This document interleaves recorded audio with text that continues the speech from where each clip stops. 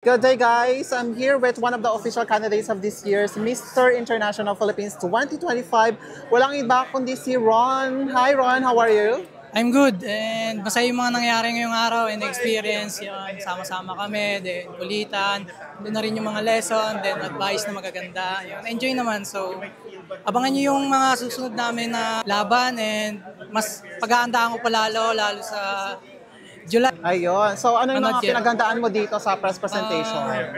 Actually, nag-crash diet ako pero hindi ko kayo bibiguin sa mismong laban. Yun, mag-ensayo pa ako, mag-workout, magbabasa, ganyan. Kita-kits tayo sa finals. And I guess this is your first time to join the national pageant. Yes, So, how does it feel na nandito ka na sa Mr. International Philippines and one of the prestigious male pageant in the Philippines? Unang-una sa lahat, ang masampa sa isang international is malaking bagay na po and good experience. Manalo matalo, malaking bagay na po nakasampa ako dito and experience na turuan po ako na maayos and yun. Alright, so you can invite your fans and supporters to support your journey here at MIP. Sa mga sumusuport sa akin at susuporta pa, kita-kits tayo sa finals sa July 10. Where can they follow your social media platform? Follow nyo ako sa IG, Ron J. Cruz, and FB sa Ron J. Cruz din. Yun, thank you. Thank you, Ron, and best of luck sa journey mo sa MIPH.